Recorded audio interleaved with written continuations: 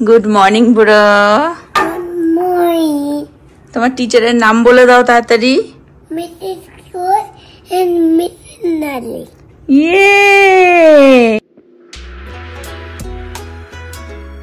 Good morning everyone, hope তোমরা সকলে ভালো আছো।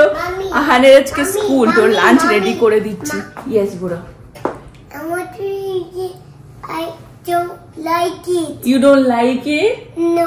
What do you don't like it? Opened? সকাল থেকে বলেই যাচ্ছে he don't like his hair because ওর চুল ঘুমিয়েছিল তো, আর এই জায়গাটা এরকম হয়ে গেছে। আমি জল দিয়ে ফিক্স করবার চেষ্টা করেছি কিন্তু এই জায়গাটা উঠেই যাচ্ছে। বলছে I don't like it, I don't like it, I don't like it। এই দেখো এই চুলটা এই যে এই জায়গাটা উঠে রয়েছে, বলছে I don't like it, I don't like it। Ready school যাওয়ার জন্য? তুমি কি ready? Yes. Okay. I want lunch box. You want lunch box? Yes. Why you need lunch box? I need. Why? I need. Why you need? I want it. I'm so hungry. You are so hungry? Yes. I want food. Lunch কি নিবি তুই? Lunch box. What do you want for lunch? Oreo goldfish. Oreo and goldfish? Yes. পাকা। আহানের lunch as usual nuggets আর শসা, এটাই ও ভালো খায়। আর ওর হচ্ছে goldfish, যেটা ও স্ন্যাক্সে খায়। আর ওর হোমওয়ার্ক যেটা এসেছিল উইকেন্ডে, হোমওয়ার্ক ওর না, মা বাবার জন্য পাঠিয়েছে। সেটা হচ্ছে বাড়িতে যেই মেম্বার আছে সবারই নাম লিখে আর কি পাঠাতে হবে আজকে, কারণ নেক্সট ডেতে ওদের হচ্ছে টিচার সব শেখাবে, ফ্যামিলি মেম্বার মানে নাম বা রিলেশনশিপ সবকিছু, ব্লেস ইউ, সেগুলো শেখাবে। তো টিচারদেরও তো জানতে হবে কে কে থাকে। বেসিক্যালি ওটা হচ্ছে I love my family and friends, সেটাই শেখাবে নেক্সট ডে প্রজেক্ট। এটা প্রীতি খুব সুন্দর করে এরকম ভাবে লিখে দিয়েছে।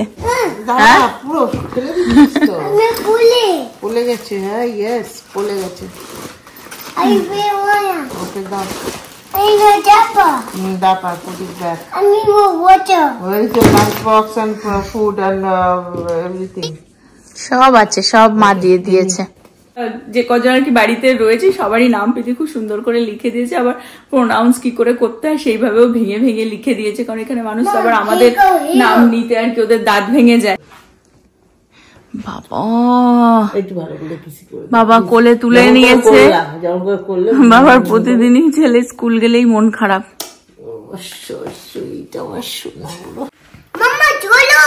কোথায় যাব? কোথায়? ও মামা আবার ঘড়ি দেখাচ্ছে, হাতে ঘড়ি দেখাচ্ছে। লেট হয়ে গেছে, এই যে ঘড়ি লেট। চলো আসো এখানে, চলো। রেডি, ও স্কুল যাওয়ার জন্য রেডি। আহান এসে গেছে স্কুলে। আহান ডাকলেই করে। আহান আহান আহান লেটস গো।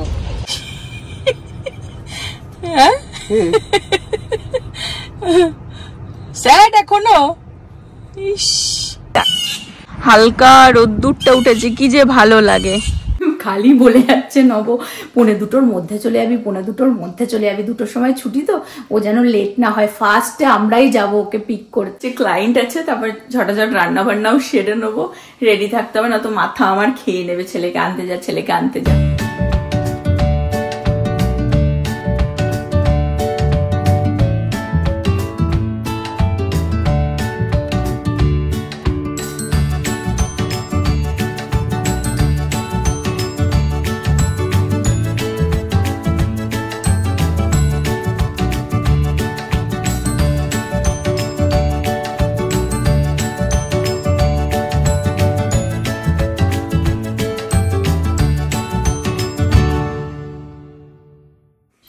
রান্না ডান আমার। আজকে লাঞ্চে দেখিয়ে দিই তাড়াতাড়ি কি আছে। আমি পুঁই শাকটা বানালাম, অনেক দিন পর বানালাম, একটু ছোলা দিয়ে। আগের দিনের মিক্স ডাল আছে, মিক্স ভেজিটেবল দিয়ে, আর কুদরিটা একটুখানি ভাজা ভাজা করলাম, এই দিয়ে আজকে আমাদের লাঞ্চ হয়ে যাবে।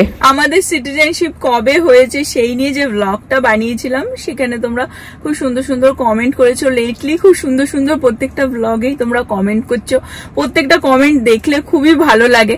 আর ওই পার্টিকুলার ব্লগটাতে তোমরা জানতে চেয়েছো যে আমার গ্রিন কার্ড কিভাবে পেয়েছে, আমার ফার্স্ট ম্যারেজ নিয়ে, যাতে আমি কিছু একটু বলি। তো তোমাদের সাথে আমি টুক করে একটুখানি আমার স্টোরিটা শেয়ার করে দিই।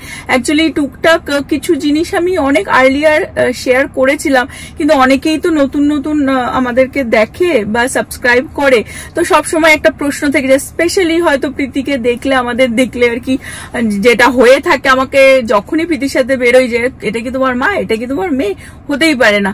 তো সেইভাবে একটা ভ্লগেও দেখলে আর কি অনেকেরই কোয়েশ্চেন থেকে যায়, তারপরে মানে অনেকেই ভাবে বা আইডিয়া করে নেয় আর কি যে হ্যাঁ আমার এটা সেকেন্ড ম্যারেজ। ইয়েস, নবর সাথে আমার সেকেন্ড ম্যারেজ এটা, আর ফার্স্ট ম্যারেজের থ্রুতেই আমি গ্রিন কার্ডটা পেয়েছিলাম।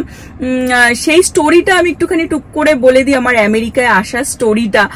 জানি না একটা ভ্লগের থ্রুতে কতটা বলা যায়, তবে আমার গ্রিন কার্ড পাওয়ার স্টোরিটা বলতে গেলে আমাকে আর একটুখানি পিছনে যেতে হবে, আমার পাস্টে যেতে হবে, আমার বিয়ে থেকে শুরু করতে হবে। তো যখন আমার ফার্স্ট ম্যারেজ হয়েছিল খুবই তাড়াতাড়ি, মানে কয়েকদিনের মধ্যে আর কি অ্যারেঞ্জ ম্যারেজ ছিল, হয়ে গেছিল, আর আমার বয়সটা অনেকটাই অল্প ছিল। বেশি একটা ডিটেলসে আমি যাচ্ছি না, বিকজ আমি আগেও বলেছি যে আমি কখনোই চাই না যে আমার জন্য অন্য কাউকে, মানে কেউ আর কি প্রশ্ন করুক বা হয় না, মানে আমি আমার জন্য অন্য কাউকে হার্ট করতে চাই না। আর অনেক কিছু আছে আমি যেগুলো শেয়ার করতেও চাই না, because at the same time আমি ধরো কারোর নামেও যদি আমি খারাপ বলতেও যাই, সেই ব্যক্তিটাও তো এখানে নেই, সুতরাং সে তো ডিফেন্ড করতে পারবে না। আমি তো যা খুশি আমার ভিউয়ার্সদের বলতেই পারি না। তো সেই জন্য সেই সবকিছু বাদ দিয়ে আমি জাস্ট মেইন কথাতে যাই। যখন বিয়ে হয়েছিল, আমার যে এক্স হাজবেন্ড ছিল, প্রীতির বায়োলজিক্যাল ফাদার, সে এখানেই থাকতো, কিন্তু সেটেল ছিল না, এখানে থাকতো ফ্রেন্ডদের সাথে, হয় না রুম শেয়ার করে ওরকম ভাবে, বা ইন্ডিয়াতেই বাড়ি ঠাড়ি বানাচ্ছিল। তো কোনোদিন ওরকম ভাবিনি যে এখানে আসবো বা কিছু। বিয়ের 4 বছর পর আর কি আমেরিকায় এসেছিলাম, আর ইমিগ্র্যান্ট ভিসাতে আসিনি। ইমিগ্র্যান্ট ভিসা নিয়েও আমি আগের দিনের ভ্লগে বলেছিলাম, ইমিগ্র্যান্ট ভিসাতে একটু টাইম লেগে যায় আসতে, কিন্তু আসবার পরে সাথে সাথে গ্রিন কার্ড পেয়ে যায়। আমি আর প্রীতি এসেছিলাম K3 K4 ভিসা, যতদূর আমি জানি ওটা হচ্ছে ফিয়ন্সে ভিসা টাইপ আর কি। ওটাতে তাড়াতাড়ি আনা যায়, কিন্তু ওটাতে গ্রিন কার্ড আর কি পায় না, মানে গ্রিন কার্ড এখানে যদি থাকতে চাও তাহলে আবার আলাদা করে অ্যাপ্লাই করতে হবে যদি কেউ এলিজিবল হয়। তো সেটা হয়েছিল বিকজ আমার বিয়ের পরে 3 বছরের মাথায় আর কি, মানে আমার এক্স হাজবেন্ডের এখানে আমেরিকাতে একটা বিশাল বড় অ্যাক্সিডেন্ট হয়েছিল। গাড়িতে 5-6 জন ছিল, একজন স্পট ডেড হয়ে গেছিল, আর সেও মোটামুটি কোমাতে চলে গেছিল। মানে অনেকটা উঁচু পাহাড়ি এলাকা দিয়ে যাচ্ছিল, ফ্রেন্ডরা হয়তো কোথাও ঘুরতে গেছিল, গাড়ি উল্টে পাল্টে পড়েছে আর কি। পিছনে একজন দেখেছিল, সেই 911 কল করে আর কি পুলিশ ডাকা, তারপরে তো যাই হোক আর কি সেই সব আর কি ঘটনা। তো ইন্ডিয়াতে থেকে তো তখন আর কি কিছুই আমরা হাত পা বাঁধা, কোনো ফ্যামিলি নেই এখানে, তার ফ্রেন্ডরাই যা আছে, আর হসপিটালেই মানে কোমাতে ছিল অনেকদিন, প্লাস অনেক অপারেশন হয়েছে। তো সেই সময় যখন সে মানে জ্ঞান আসে বা কিছু, তখন সে অ্যাকচুয়ালি অ্যাপ্লাই করেছিল আমার আর প্রীতির জন্য, যে মানে এমন তার সিচুয়েশন ছিল যে সে খাট থেকেও পর্যন্ত উঠতে পারতো না বা কিছু, টয়লেটেই সবকিছু আর কি বেডেই হতো। তো তখন আমাদের অ্যাপ্লাই করা হয়েছিল 3 বছরের পরে, যে যাতে আমরা আসি এখানে। খুব তাড়াতাড়ি আমি ইন্টারভিউ ডেট পেয়ে গেছিলাম বম্বেতে, কিন্তু সেই বছর 2005-এ ভীষণ বন্যা হয় ওখানে, ঝড় বৃষ্টি হয়ে বন্যা হয়েছিল।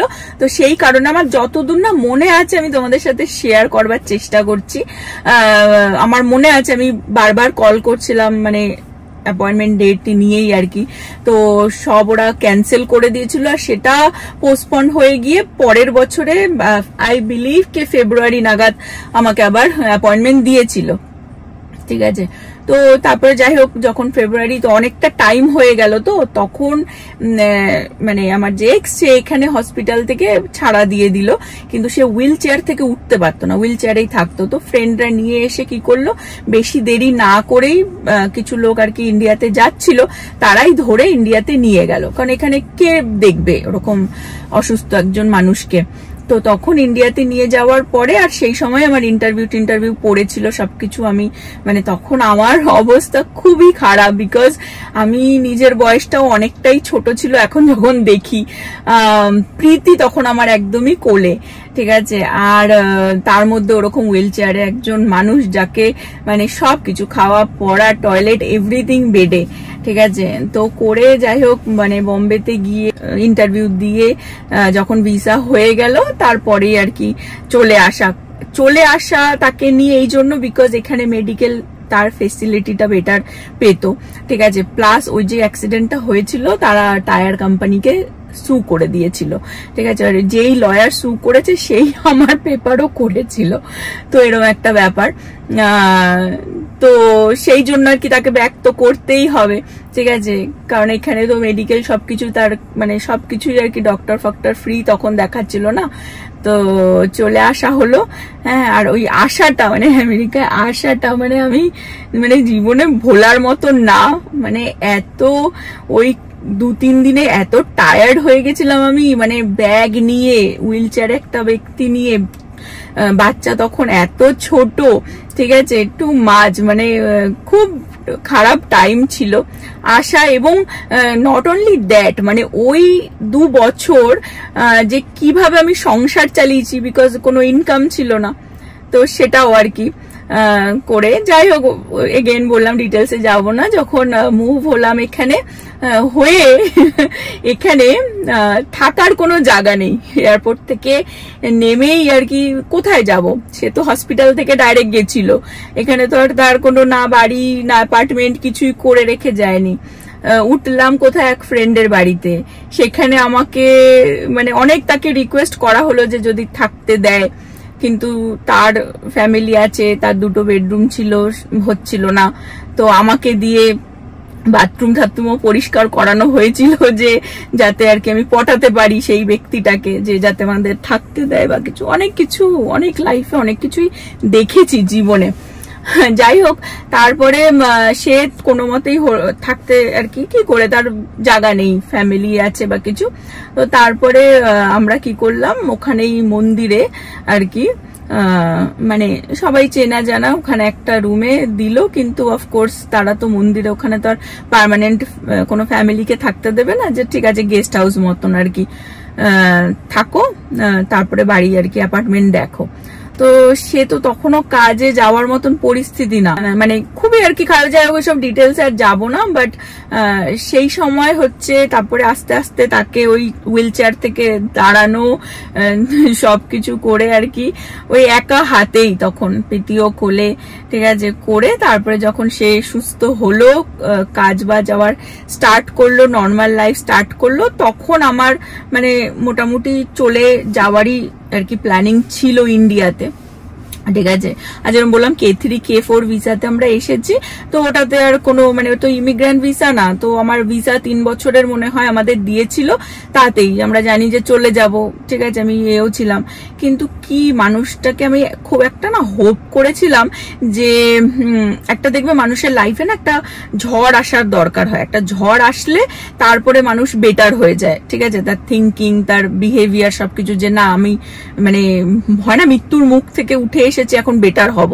তো এটা আমার খুব হোপ ছিল যে সে ব্যক্তিটা হবে, কিন্তু সেটা পরিস্থিতি হয়নি, ঠিক আছে। সে যেরকম ছিল সেরকমই যখন সুস্থ হয়ে গেল বা কিছু, কোনোদিনও চেঞ্জ হয়নি। তো শুধু প্রবলেমটা হয়ে গেল যে যখন এখানে আমেরিকায় রয়েছি আর সবকিছু সে দেখছে, অ্যাপার্টমেন্টও তারপর আস্তে আস্তে হয়ে গেছিল, খাওয়া দাওয়া একটা মানে ফ্রির একটা চাকর মতন পেয়ে গেছে, আগে যেমন ব্যাচেলার মতন ঘুরে ঘুরে বেড়াতো, আজকে এই কালকে ওই, তো তখন আর তার মাইন্ড চেঞ্জ হয়ে গেল যে আমাকে ইন্ডিয়ায় পাঠাবে না। আর আমার খুব কষ্ট হয়ে যাচ্ছিল, বিকজ আগে ভাবতাম যে ইন্ডিয়াতে সে আসতো বছরে 1-2 বার, আবার চলে যেত, ঠিক আছে। তো সেরকম সিচুয়েশন ছিল, কিন্তু এখানে এসে এক ছাদের তলায় 3টে বছর মানে যে কিভাবে কাটানো। তো তারপরে 3 বছর পর আমি বলছি আমি আর মানে কোনো মতেই না, মানে আমি মানে পায়ে ধরার মতন যে আমি ব্যাক করব, ঠিক আছে, যে ওটাই বেটার। কারণ তখন ওরকম এইসব ডিভোর্সে তো ভাবতেই পারি না, ঠিক আছে। আর এখন যেমন গত দেখবে 5 বছর 10 বছরে মানে অনেক বেড়েও গেছে, দেখবে সবারই কিছু না কিছু একটা মানে আছে যে ডিভোর্স হয়েছে বা কিছু, কিন্তু তখন মানে ভাবাই যায় না, ফ্যামিলিও জানি কি সাপোর্ট করবে না, কেউই সাপোর্ট করবে না। আর কিছু ওরকম হলে তো সবসময় মেয়েদেরই দোষ। হাতটা ক্যামেরা ধরতে ধরতে ব্যথা হয়ে যাচ্ছে, একটুখানি করে নিলাম। যাই হোক, প্রীতি হ্যাঁ নিয়ে আমি ভাবলাম যে না ওখানেই চলে যাই, ইন্ডিয়াতেই চলে যাই, ওখানেই পড়াশোনা শেখাবো, ওটাই আমার মানে বেটার আর কি আই থিঙ্ক হবে, ঠিক আছে। কিন্তু সে তো এখান থেকে এখন মানে না না না, কিন্তু তারপরে যাই হোক অনেক কষ্ট করে আমি 3 বছরের মাথায় চলে গেছিলাম।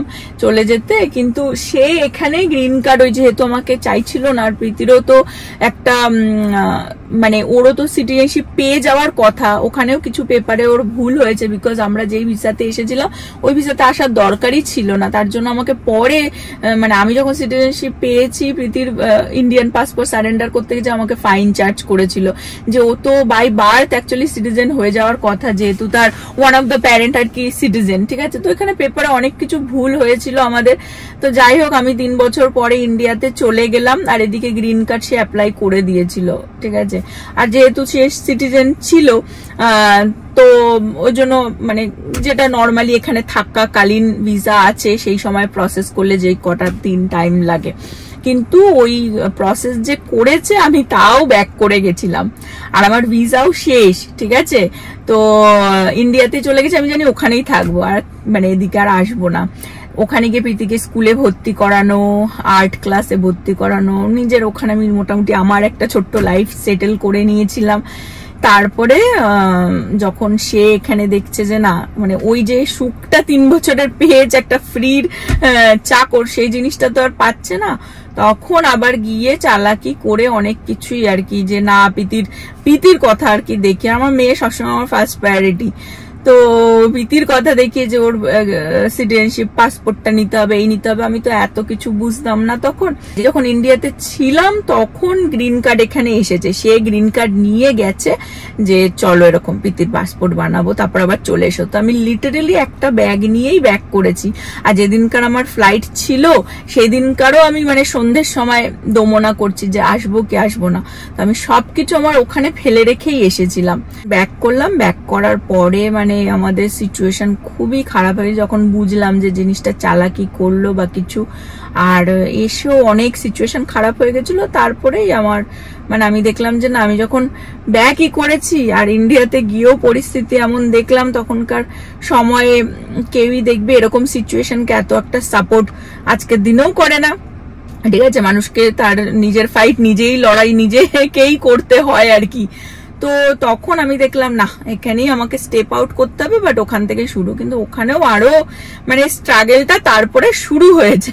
তারপরে 3 বছরের খুব কষ্ট ছিল, বাট সবসময় আমি মনে করি, এটা আমি সবাইকে বলবো, যে জীবনে না দুটো জিনিস, এক হচ্ছে কখনো, আমি আগেও বলেছি, কারোর ক্ষতি কোনোদিনও ভাবতে নেই, ঠিক আছে। আমি এই যে ব্যক্তিটা আমার সাথে যে কি করতে পারে, ঠিক আছে, তারপরে আমি কোনোদিনও ব্যাড উইশ করিনি তার জন্য, বিকজ তার কর্মফল সে ভগবান তাকে দেবেই, ঠিক আছে, তার ব্যাপার ভগবানের ব্যাপার। আমার সাথে যেটা হয়েছে আমি মনে করেছি সেটা আমার কর্মফল, আমার সেই কর্মফলে আমার জন্ম হয়েছে, সেই কর্মফলে তাই হয়েছে। আর আজকে দেখো 1-2 দিন তো না, নবর সাথে আমার কত 12 বছর হয়ে গেছে, 13 বছরের দিকে যাচ্ছে বিবাহিত জীবন আমাদের, ঠিক আছে। তো এখন তোমরা দেখতে পাচ্ছ এ না যে নতুন নতুন কি, ঠিক আছে, ডেইলি ব্লগ আমরা করি, আমাদের লাইফ পুরোটাই যা হয় তাই দেখাই। যে এখনো যে আমি ভেবে কিছু আসিনি যে তোমাদের সাথে কি শেয়ার করব, কোনো কিছু স্ক্রিপ্টেড না। অনেক ব্লগারদেরই আমি দেখি স্ক্রিপ্টেড থাকে, ঠিক আছে। আমি যখন শুরুই করেছি আমি জানি যেটা দেখাবো সেটাই, যার তাতে লোকের ভালো লাগলে লাগবে, না লাগলে, এটা আমার নর্মাল লাইফেও কেউ আমাকে যে ভালো বলবে বলে আমি এক্সট্রা কিছু করব আমি কোনোদিনও করি না, কারণ ডাজন্ট ম্যাটার আমার কাছে কেউ ভালো বললো কেউ খারাপ বললো, তাতে আমার জীবন থেমে যাবে না। আমার কাজ আমাকে করেই যেতে হবে, আমার ফুড আমাকেই ব্রিং করতে হবে, লোকে ব্রিং করবে না। তো যাই হোক, সেটাই বলবার যে সবসময় জীবনে পজিটিভ থাকবে, সত্য পথে থাকবে, ঠিক আছে, কারোর কোনোদিনও ক্ষতি করবে না। অটোমেটিক তোমার যদি বাজে কর্মফলও থাকে না, সেটাও মুছে যায়, সেটাও ঠিক হয়ে তোমাকে সঠিক রাস্তা প্রত্যেকটা মুহূর্তে। আমার একা তো ছিলাম না, আমি, আমার মেয়েও ছিল, এবং আমার বাবা মারা গেছিল, আমার বোনের এডুকেশন কমপ্লিট করানো, আমার মাকে দেখানো, ইন্ডিয়ায় যা করাপশন তোমরা সবাই জানো। আমার বাবার মারা যাওয়ার পরে আমার বোন সেই জব, যে কত বছর পর সেই জব পাওয়া, ঠিক আছে, মার ইভেন কি বলে পেনশন, সেটাও পর্যন্ত খুব ইজিলি পাইনি, ঠিক আছে, অনেক টাইম লেগে গেছিল। তো সেই সময় সেই ফ্যামিলিকে দেখা, আমার মেয়ের প্রতি আমার রেসপন্সিবিলিটি সব সময়, ঠিক আছে। তো সেইভাবে যেহেতু সত্যপথে আই থিঙ্ক ছিলাম, সেই জন্য ভগবান সব সময় আমাকে সঠিক রাস্তা নট অনলি দেখিয়েছে, হাত ধরে নিয়ে এসেছে। আমি এসে গেছিলাম, ছেলেকে পিক করতে যাই, ভেতর থেকে নিয়ে আসি, টাইম হয়ে গেছে। হ্যাঁ, I like it. কি একটু তাকিয়ে বলে দাও। I like it. School. You like it school? Yeah. চলো চলো, বাবা আজকে আর আসেনি, চলো। এতক্ষণ আমার সাথে কথা বলতেই ব্যস্ত ছিল, গাড়িতে এসে বলছে কি ওয়ের ইজ পাপা? হ্যাঁ, Where is Papa? I don't know where to find. nowhere to find? Yeah. আরে ওর বাবা অ্যাকচুয়ালি আমাকে কল করেছিল, জাস্ট ফিনিশ হয়েছে তখনই আমি বেরোচ্ছিলাম, ঠিক আছে। তা আমি বেরিয়ে গেট দিয়ে সেম আগের দিনের মতন বেরিয়ে গেছি, আমি ঠিক আছে আসছি, তা বলো না থাক, তুই চলেই যা। অ্যাকচুয়ালি মিটিং এ থাকে তো এই সময়টা, তাড়াহুড়ো, ওর বাবাও তাড়াহুড়ো করে যে মিটিং ফিনিশ হবে, ছেলেকে নিতে আসবে। কি হলো? I cannot find Papa. তুমি মিস করেছো বাবাকে? Yeah. চলো বাড়ি চলো তাড়াতাড়ি। Oh no, I want Papa. You want papa? Yes. ও, এটা তুমি বানিয়েছো? Yes. It's so cute. It's cute. Look. Look at it. Wow, so cute. Look at drawing. It's color. Colour কি শিখিয়েছে তোমাকে? It's September. সেপ্টেম্বর? Yes. তাই শিখিয়েছে? Yes. আরেকবার বলো দেখি। September. বাবাও বাইরে দাঁড়িয়ে দাঁড়িয়ে রয়েছে, কি করবে, গ্যারেজ ঝাড় দিতে শুরু করে দিয়েছে, দাঁড়িয়ে দাঁড়িয়ে অপেক্ষা করছে। Oh, so sorry, little one. দেখো। Where are you going? Where are you going? Look বাবা, লুক বাবা, লুক, আর ওদিকে দিদিও ছুটতে ছুটতে আসছে। হোমওয়ার্ক করে দিলাম। হোমওয়ার্ক করেছে Homework. I forgot. দিদি, দিদি চলে এসেছে, দিদি চলে এসেছে। মানে কোনগুলো ওয়ান সেগুলোকে পয়েন্ট আউট করিয়েছে। দিদি টুক করে আসলো, ভাইকে দেখে আবার ওপরে চলে আছে। ছুটির দিন, তার আর কোনো কাজ নেই ল্যাদ খাওয়া ছাড়া। আমি এখানে মিটিং জয়েন করছি। রুমে থাকো তো বোঝা যায় না কি করছো। আমি ওর খাবার টাবার সব বানিয়ে রেখে সিঁড়িটা দিয়ে দিচ্ছি। নবকে বললাম আগে ওকে খাইয়ে দে, তারপরে আমরা লাঞ্চ করবো। পিকে খাওয়া হয়ে গেছে। অ্যাকচুয়ালি পিকের আজকে কলেজ নেই, কিন্তু অনলাইন ক্লাস থাকে তো সকাল থেকে, বাড়িতে ঘরে বসে আর কি অনলাইন ক্লাস করছে। আগে ছেলেকে খাইয়ে নি। আর এখানে আজকে ব্লগটা আমি এন্ড করে দেবো। হোপ তোমরা সকলে ভালো থাকবে, সুস্থ থাকবে, হ্যাপি থাকবে। আবার আগামী ব্লগে দেখাবে। Bye bye. একটু বাই বাই করে দাও সবাইকে। I want that. I watch September. বাবাকে বলেছো September? I got it. You are tired?